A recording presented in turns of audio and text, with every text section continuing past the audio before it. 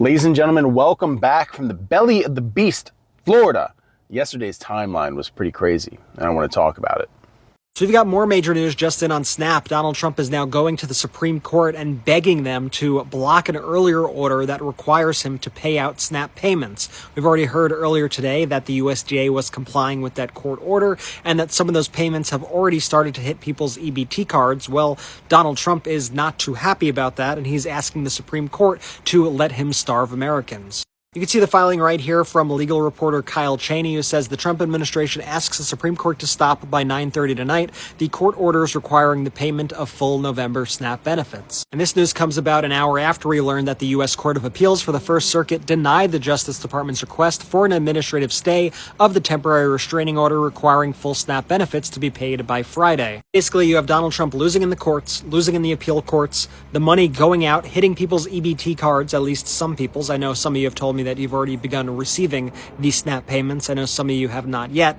But as all this is happening, Donald Trump making this his number one goal to starve Americans, going to the Supreme Court, demanding that they act by tonight and block these other court orders and allow him to withhold SNAP payments to millions of Americans. I hope this is starting to open some people's eyes as to what the priorities of this administration are. While Donald Trump builds a golden ballroom, renovates bathrooms in the White House, and takes a trip to his gilded palace in Mar-a-Lago, this is what he's focused on: starving Americans.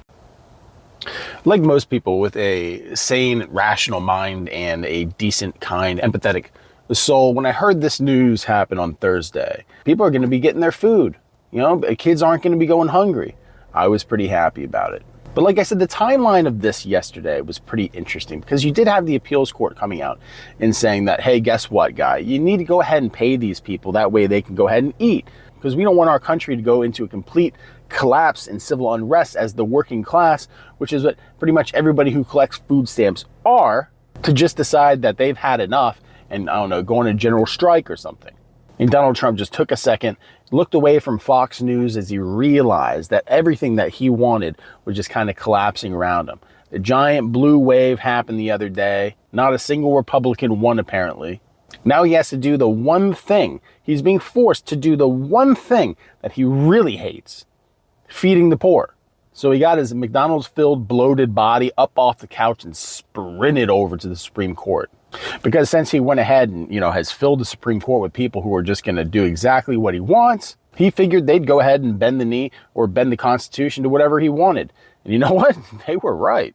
It's getting late, but we've got a major update just in. So we just heard from the Supreme Court, and they have granted Donald Trump's emergency appeal on SNAP, temporarily blocking a lower court order that would have required the government to fully fund SNAP food aid payments during the ongoing government shutdown.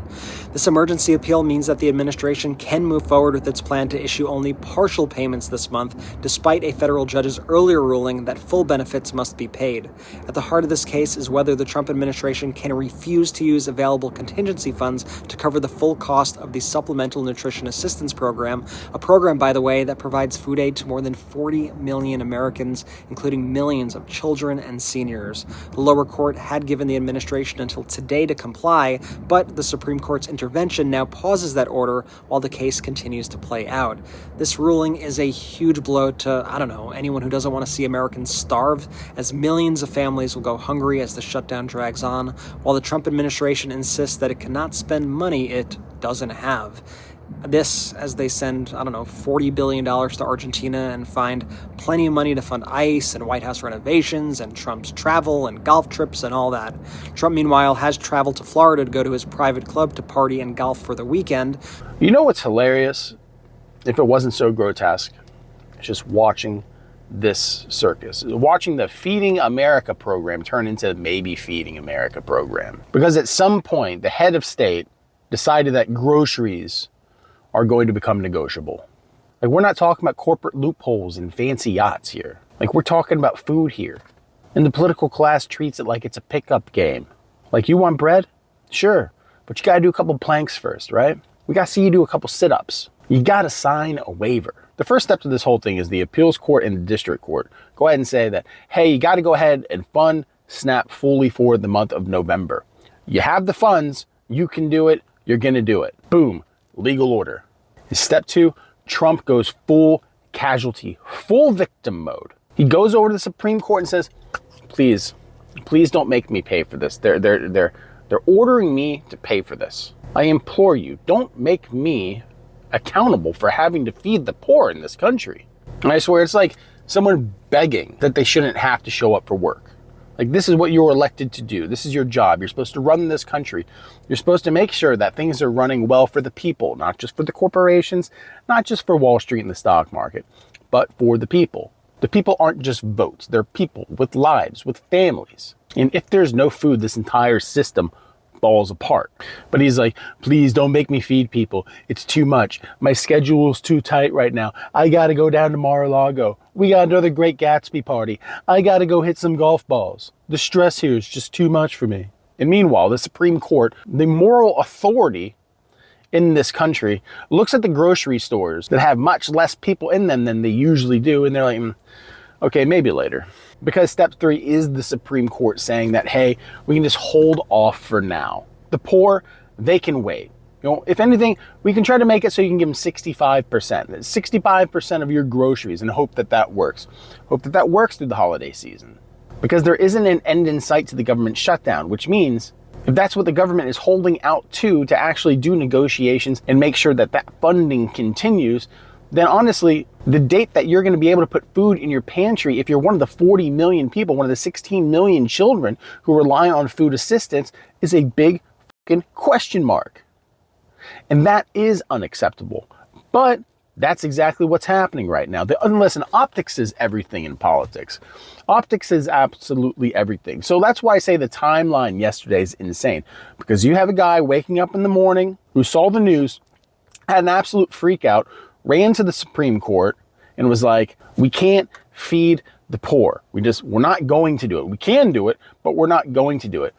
There's a reason why so many people are just getting turned off by all this shit.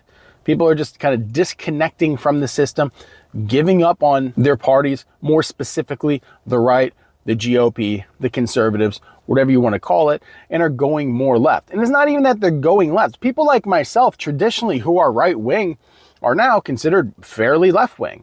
And I think that that's kind of the consequence that we're going to get from this entire thing. Listen, things are getting bad in this country, and they're going to continue to get worse. But through this desperation, I honestly think America's going to see some major changes, and it's going to be changes out of necessity. And they're going to be welcome changes, because the changes that America needs are the changes that would be welcome here. And you're hearing people, not just from the left, but from the right now, who are speaking up against this. Because a lot of people on the right grew up poor, grew up on EBT, on food stamps. It was necessary. They needed it just to make sure that they had food on the table. I am one of those people. And does it bother me when I hear about the fraud? Does it bother me when I hear about parents who sell their food stamps for money for, alcohol or drugs while their kids go hungry? Yes, but that's not everybody. That's just a sliver of the population. Like 0.3% of the population who actually uses SNAP does some kind of shit like that. And you know what? It's wrong. And everyone knows that it's wrong. But at the same time, you can't get rid of the food assistance for the other 99%. That's mass punishment, right? And mass punishment is easily used as an escape from accountability. And that's exactly what we're seeing right now. The entire narrative for this thing is what? Black people abusing the system, right? Single women with 8 kids out there making thousands of dollars a month off their food stamps.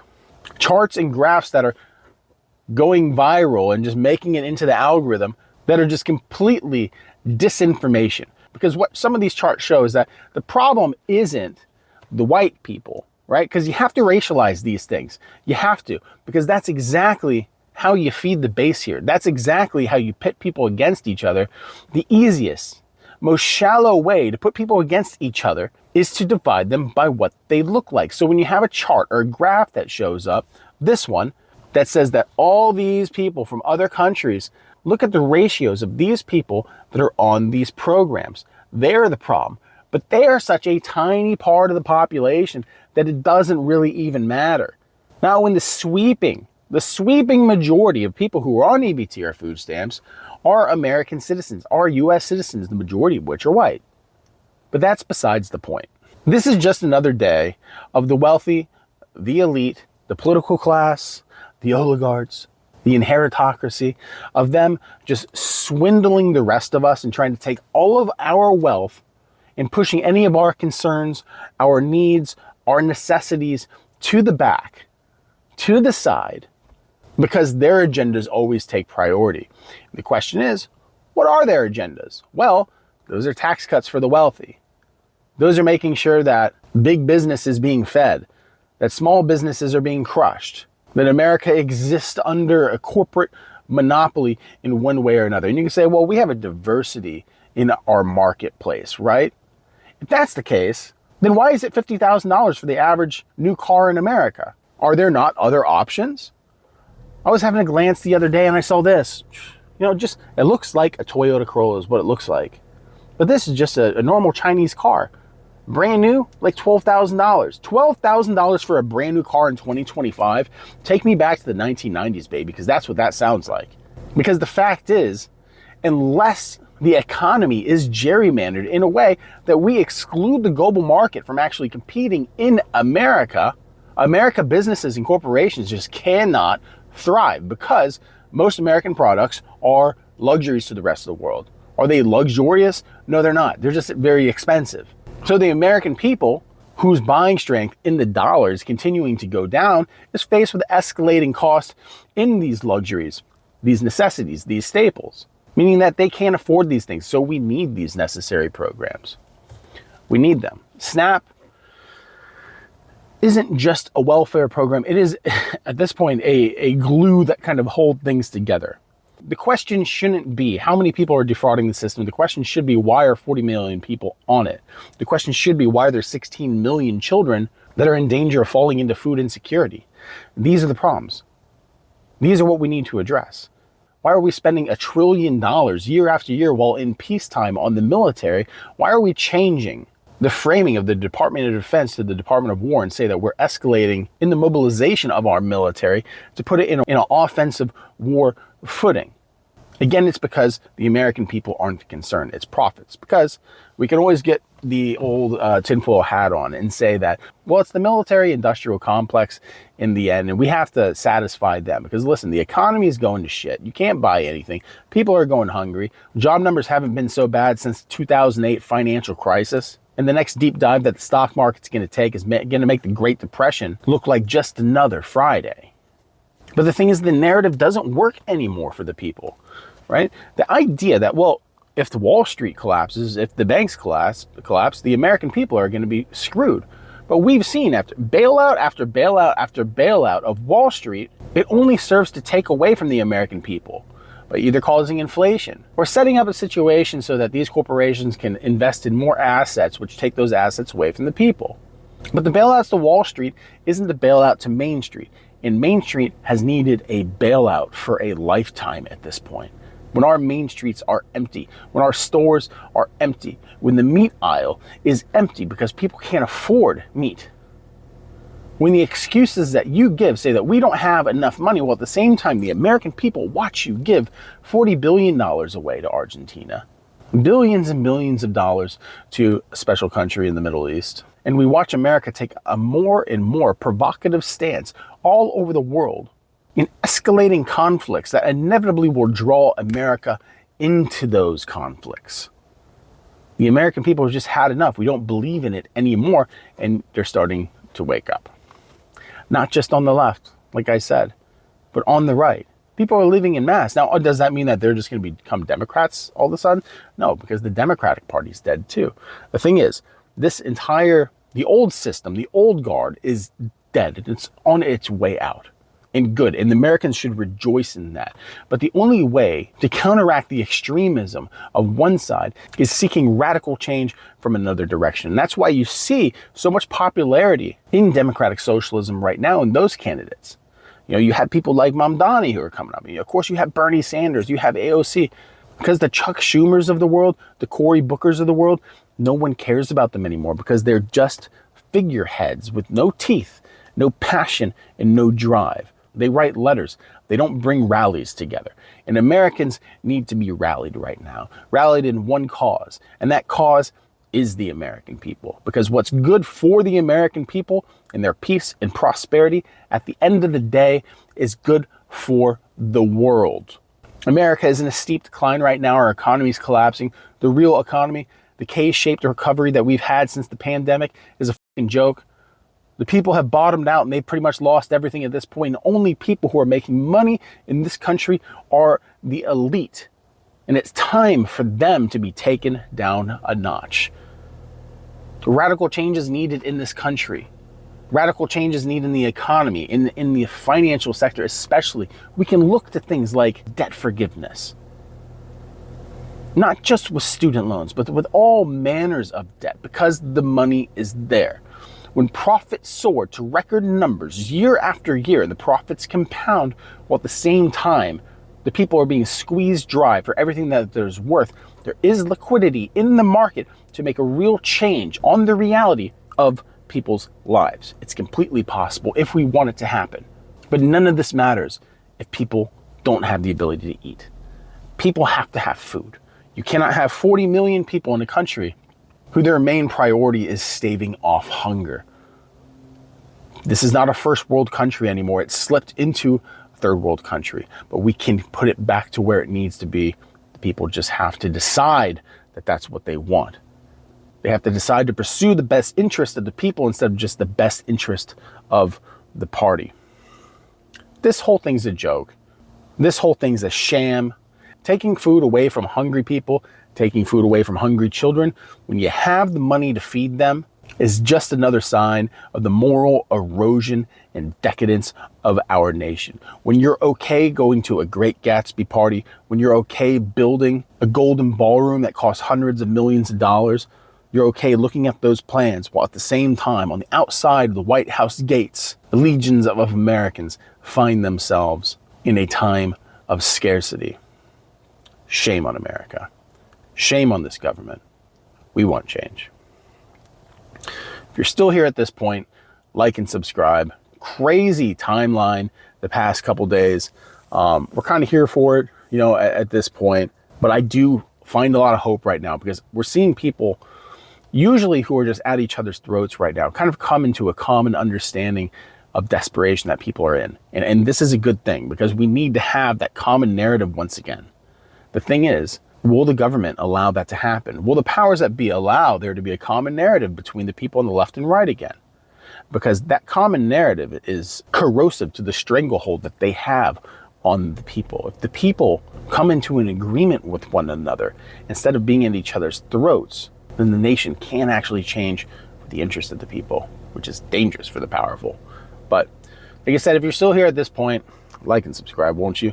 Think about becoming a member, give a donation to the channel. Discord's always up. You can go on there. I'm on there from time to time. Need to be on there a bit more. Listen, we are down here in sunny Florida, South Florida, right? We're going to be here for a little while. We are remote. I have health issues. The cold, not so good for me. The cold, not so good for the wife. And this place is kind of crazy. It's a beautiful state. It is. But on this street alone, I can tell you right now that people are having problems. If you grew up in a poor neighborhood, you can recognize this shit right away. Like, this entire street is nothing but 2-3 bedroom homes, right? Like homes from the 60s and 70s that should be worth about $80,000, $90,000, but they're all worth about $600,000. And each house has about 6 to 10 cars in front of it. And you're like, well, they must be doing pretty well to have that many cars. No, it's just that's how many people are stuffed in to these houses. It ain't good. But anyway, that's besides the point. At the moment, the biggest worry that America has right now is handling the SNAP shutdown crisis, the government shutdown crisis. And hopefully it's not something that drags on much longer because people are desperate. But thank you for stopping by as always. We love you guys and we hope you have a good weekend. Take care.